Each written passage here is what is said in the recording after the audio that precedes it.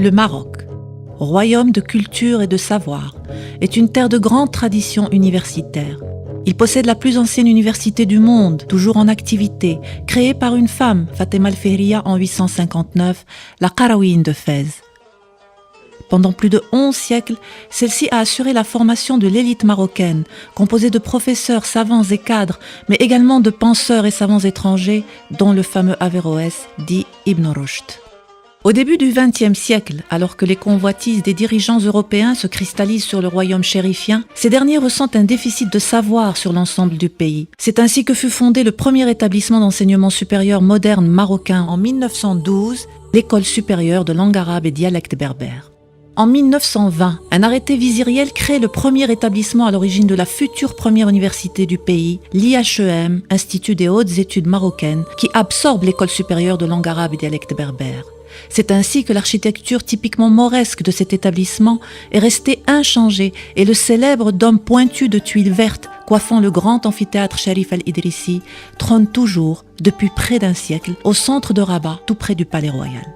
Parallèlement à la création en 1920 de l'IHEM, vouée aux sciences humaines, le besoin se faisait également sentir de dresser un inventaire des richesses naturelles du Maroc. C'est ainsi que l'Institut scientifique chérifien voit le jour en 1921 pour mettre en place les premiers travaux de recherche en botanique, zoologie, parasitologie et géologie et assurer la veille météorologique et sismographique du Maroc.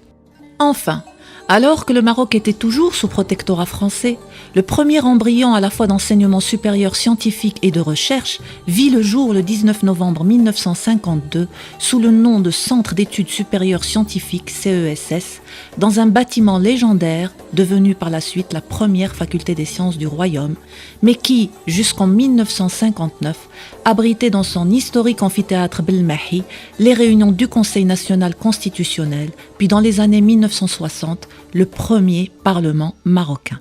Je me trouve là dans ce qui était l'embryon de la partie scientifique, ce qu'on a appelé le centre d'études scientifiques, avant qu'il ne s'appelle Faculté des sciences de Rabat, dans le début, la fin des années 50. La Faculté des sciences a joué un rôle particulier dans l'histoire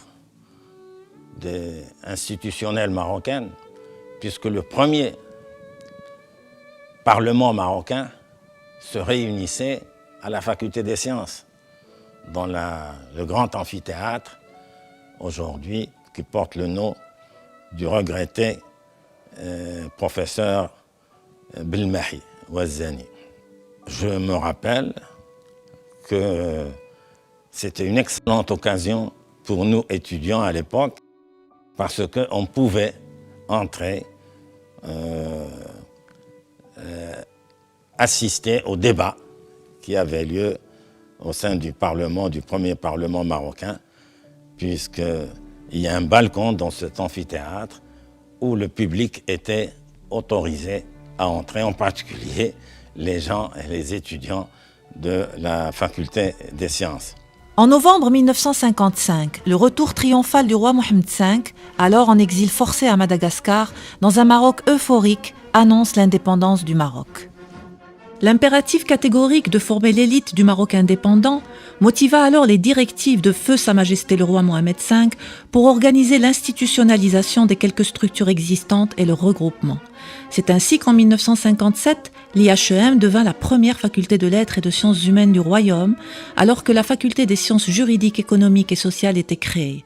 La faculté des sciences juridiques, économiques et sociales de l'université Mohamed V trouve son origine il y a plusieurs décennies avec l'Institut des hautes études chérifiennes qui était relié à la faculté des lettres et des sciences humaines. Et c'est depuis 1957, après la création de l'université Mohamed V officiellement, que la faculté de droit a pris naissance effectivement et juridiquement. On peut dire que la faculté a eu son apogée pendant les années 70 et une partie des années 80. Et il faut lui reconnaître que la plus grande partie des cadres supérieurs de l'État qui ont pris la relève et qui ont géré le pays proviennent de cette faculté à cette époque-là. Le regroupement de la faculté de lettres et de sciences humaines, de la toute jeune faculté des sciences juridiques, économiques et sociales, avec l'Institut scientifique chérifien et le CESS devenu faculté des sciences de Rabat, donna alors naissance à la première université moderne du Maroc qui prit le nom de son fondateur, Sa Majesté le roi Mohammed V, le 21 décembre 1957. إنشاء جامعة محمد الخامس هي في الحقيقة صنعها محمد الخامس. البداية ديالها من الناحية القانونية كانت في 57 ولكن المراسم ديال تنفيذ القانون ما صدرت حتى ل 59. Désormais, une très lourde tâche incombait à cette jeune et unique université du pays, puisque c'est sur elle que va reposer pendant plus de 22 ans la charge de former tous les cadres du Maroc indépendant, mais aussi de développer la recherche scientifique sous toutes ses formes. Aucune autre université marocaine n'aura eu une telle responsabilité ni un tel privilège par la suite. Cette université s'est trouvée pendant de nombreuses années seule à contribuer à la formation des cadres dans différents secteurs. Le domaine de l'ingénierie, le domaine des sciences économiques et sociales, et dans le domaine, par la suite, de la médecine et de la pharmacie. Donc, le pays comptait sur cette première université pour accomplir cette tâche. 60 années plus tard, l'université Mohammed V occupe toujours l'avant-scène de l'enseignement supérieur au Maroc et fait son entrée dans les prestigieux classements internationaux.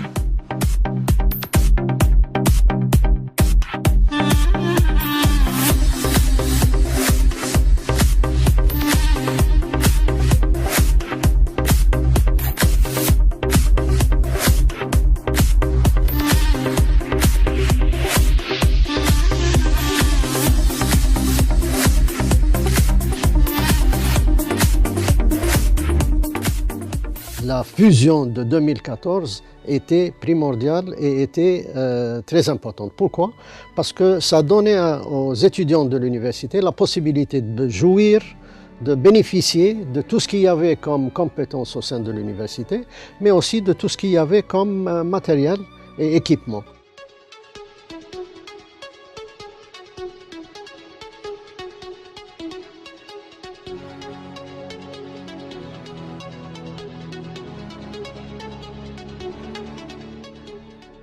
La mise en place de la réforme liée à la mise en place de la loi 0100 sur l'université a pris des aspects très particuliers et a connu un succès réel, puisque nous avons pu assez rapidement mettre en œuvre le système LMD, nous avons pu rapidement structurer la recherche, créer les centres d'études doctorales, institutionnaliser et créer les conseils d'université, le conseil de gestion, le conseil d'établissement. L'histoire de la réforme LMD, enfin, ou ce qu'on appelle LMD, licence, master, doctorat, appliquée au Maroc, est une histoire extraordinaire. Parce que au moment où nous l'avions appliquée au Maroc en septembre 2003, dans toutes les universités marocaines, certaines universités européennes n'avaient pas encore appliqué cette réforme LMD. Et même en France, certaines universités françaises n'avaient pas encore appliqué.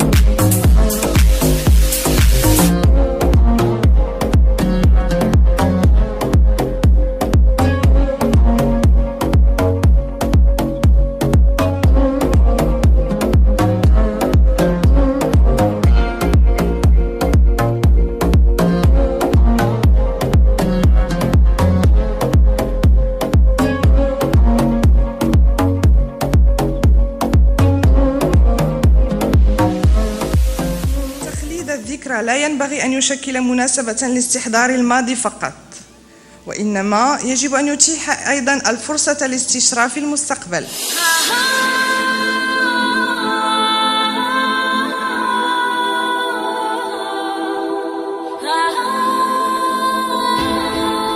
Pensons que notre université, avec cette expertise, avec ses capacités, avec ses réformes, avec ses disciplines, et la faculté de médecine en particulier, sont un des atouts majeurs de la politique engagée par Sa Majesté dans l'ouverture vers l'Afrique.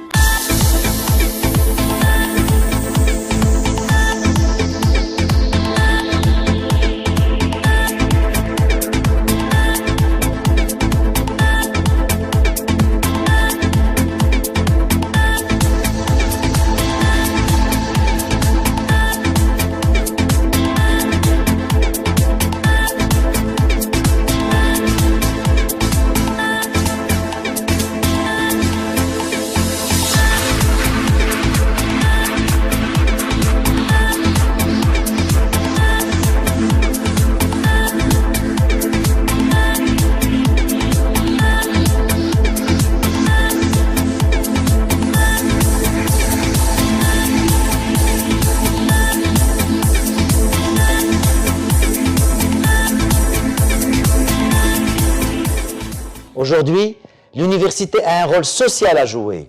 Elle doit absolument investir ce rôle comme véritable acteur social. Et pour moi, c'est encore une fois une opportunité qui nous est donnée avec mon conseil d'université afin d'édifier une université universelle, conjuguant visibilité et performance, une université de recherche, innovante, entreprenante et rayonnante, une université citoyenne au cœur de la dynamique de développement régional et national, une université apte à marquer la société de son empreinte.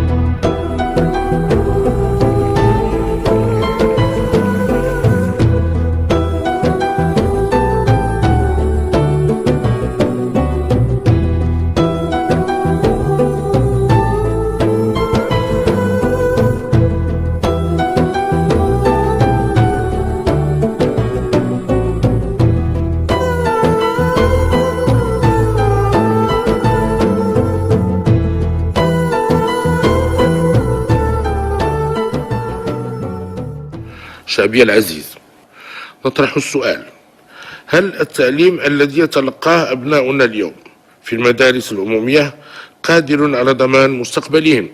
ومن هنا فإن إصلاح التعليم يجب أن يهدف أولا إلى تمكين المتعلم من اكتساب المعارف والمهارات وإتقان اللغات الوطنية والأجنبية، لا سيما في التخصصات العلمية والتقنية التي تفتح له أبواب الاندماج في المجتمع. فالمغاربة لا يريدون سوى الاطمئنان على مستقبل أبنائهم بأنهم يتلقون تكوينا يفتح لهم أبواب سوق الشغل.